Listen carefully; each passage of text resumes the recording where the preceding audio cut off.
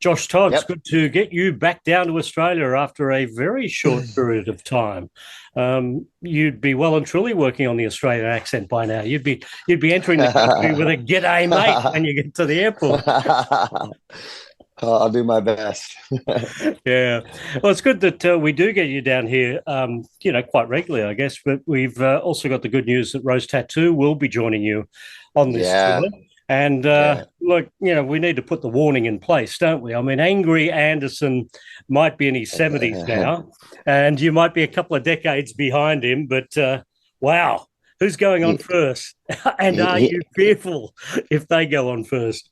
He's still bringing it. I mean, you know what? I don't know how the lineup is set up yet, but it doesn't really matter because those guys are tremendous and have a long history, and it's just going to be a great package. It's going to be a good time for anybody who wants to go see a great rock show and get rowdy. Absolutely. Now, I know Rose Tattoo were very influential for bands like Guns N' Roses, who've even done covers of Rose Tattoo songs. What about way back when in the 90s? Were you aware of Rose Tattoo back in those days?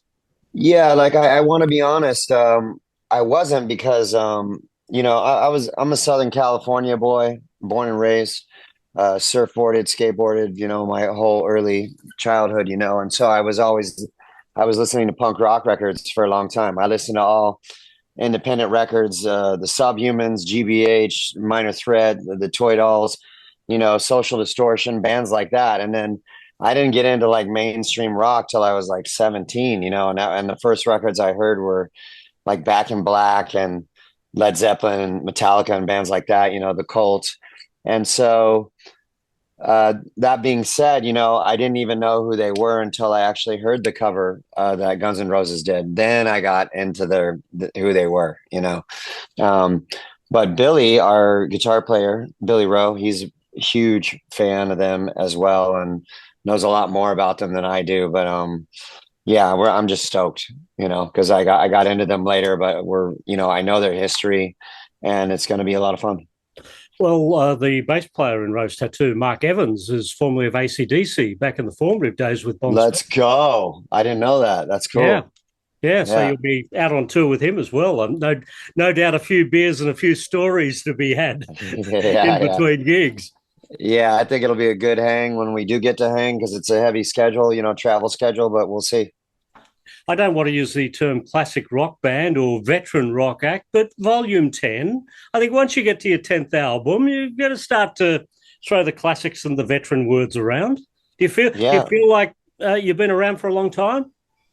I do. Yeah, it's 25 years, and I feel the mileage on the odometer for sure. I mean, I don't really look back too often, but I did on this 10th record because it is a milestone, and kind of look back at all we've accomplished, and I'm very happy and pleased with that. Also, I am getting older, and I feel it more than I used to, but other than that, like when it's time to walk on stage, it's always the same. How much of the 10th album being in the mind as you were recording it, did it feel like a benchmark moment?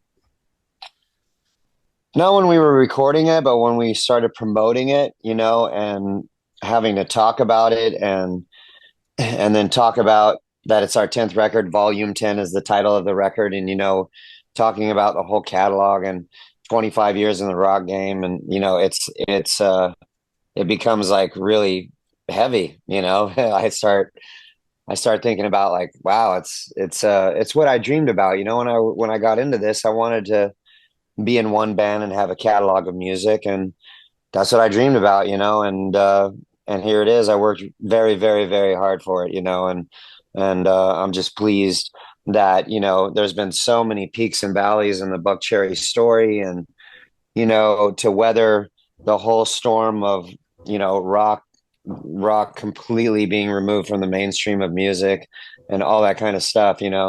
I'm pleased to say that basing our reputation on our live show, we still have this great fan base worldwide, that we get to go to and continue to make records. And I'm super proud of that. When you have a new album, how much of that new album is showcased in the set list? In comparison to, I added up the singles. There's been 39 singles for this band. So, you could do the greatest hit show. You could also do the showcase of the new album show. How do you balance that? It's tough. I have to tell you,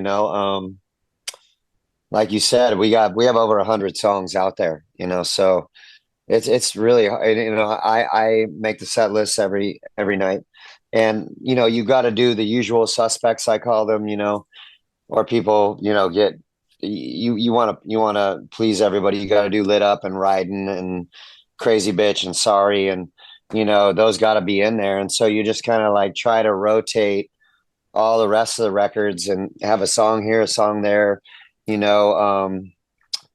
It's challenging, because not all of us know all these. We haven't rehearsed some of the songs for a long time, so, and a lot of people will throw out songs they want to hear. And but yeah, as far as the new record is concerned, we're doing like rotating like 3 of them a night, so that's quite a lot when you look at the whole set, and it's been a lot of fun. Crazy Bitch and Sorry, first one 4 times platinum, second one 2 times platinum. I would imagine That's that right. You cannot not do them in a set. Cannot not do them. And live we do about a 12-minute version of Crazy Bitch. We do all these vamps, and it's a lot of fun live, hearing Crazy Bitch. Lit Up Gold when it first came out, right? The very first single, the debut single.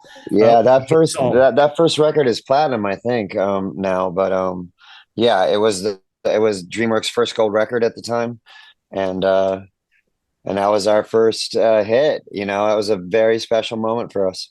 What about cover versions? Summer of '69 is a nice touch. Yeah. Does that get a run in the set list live? Yeah, especially when we're in Canada. Like we just did a couple shows in Canada, and we break that out and people go nuts. They love their Canadian artists over there. And Bryan Adams is just amazing. We throw that song out there every now and again, and our manager caught it one time and he's like, "You guys got to record this song. This is amazing." And he really stayed on it. He's the reason. Larry Mazer is his name. He's the reason why that song's on the record. He really championed it and stayed on it with us. And I'm glad we did it, because it does sound like a Buckcherry song, but just a great, well-written Buckcherry song. And it's just a timeless song. We speed it up just a little bit and throw our little, flavor on it. And it's just a lot of fun live. What about an AC/DC song then? Maybe Dirty Deeds Done Dirt Cheap. I mean, you will have the bass player who played on that record on your tour. We did rock and roll. Yeah, we did. We did a covers record, volume 1, and rock. We did Rock and Roll Damnation, I think, on that. Love AC/DC. It's just, people think I can sing AC/DC like no problem, and it's not that easy. It's very high up there in my register. Those songs are not easy to sing, so that's the only reason why we haven't done like a great AC/DC song. We'd have to tune down to do something really great, but I'd love to. I love AC/DC. Well, Mark didn't play on Rock and Roll Damnation, I think, but he did play on Dirty Deeds. He played on Jailbreak. It's a long way to the TNT. Nice. All right, you got come on. Thinking. I'm not interested in hearing any of this in Perth or Brisbane or Sydney. But when you're in Melbourne, when you're in my hometown, all right, I'll think about it. Yeah, for sure. That's where they lived. They lived in Melbourne as well at that point. Yeah, that's cool. Yeah, it's going to be a great tour starting in September in Perth, and Rose Tattoo have been added to that show as of this week. So Rose Tattoo with Buckcherry, Perth, Melbourne, Sydney, Brisbane, right around the country. So looking forward to it. Yeah, you can't miss it. It's going to be a barn burner. Great to talk to you, Josh. Yeah, nice talking to you. And Winston. I want to meet Winston sometime. All right, baby boy. Winston will be there. See you, buddy.